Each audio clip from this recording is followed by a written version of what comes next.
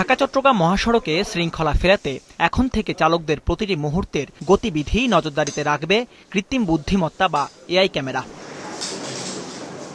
মহাসড়কে শুধু দ্রুত গতিতে গাড়ি চালানোই নয়, উল্টো পথে চলাচল কিংবা মোবাইল ফোনে কথা বললেও তা শনাক্ত করবে ক্যামেরা। কৃত্রিম বুদ্ধিমত্তা ক্যামেরার মাধ্যমে করা হবে জরিমানা, যা স্বয়ংক্রিয়ভাবে পৌঁছে যাবে চালকের কাছে।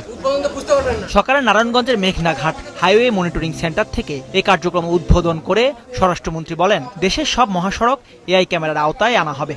মহাসড়কে ৩ চাকার বাহন চলাচল নিষেধ জানিয়ে স্বরাষ্ট্রমন্ত্রী আরো বলেন, এসব বাহনের বিরুদ্ধেও ব্যবস্থা নেওয়া হবে। কেউ স্পিড ব্রেক করলে, স্পিড লিমিট ক্রস করলে এবং ট্রাফিক আইন ভঙ্গ করলে, উল্টা পথে যাত্রা করলে, ওভারটেকিং করলে, যে কোনোভাবেই হোক যেখানে সাইন সিগন্যাল দেওয়া আছে সেটা অমান্য করলে তার উপরে ফাইন আরোপ করা হবে। সমস্ত মহাসড়কে এই ব্যবস্থা পর্যায়ক্রমে চালু করবো ইনশাআল্লাহ।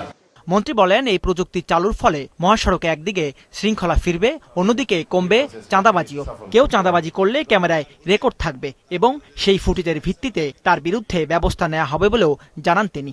মহাসড়কে যে চাঁদাবাজি হয় সেটা মালিক পক্ষ থেকে হোক, শ্রমিক ফেডারেশনের পক্ষ থেকে হোক বা পুলিশের পক্ষ থেকে হোক, সবকিছু ক্যামেরায় যেহেতু রেকর্ডেড থাকবে, আশা করি এই প্রবণতাটা কমবে এবং আমি বিশ্বাস করি জনগণের সহযোগিতায় আমরা মহাসড়কে চাঁদাবাজি বন্ধ করতে পারব।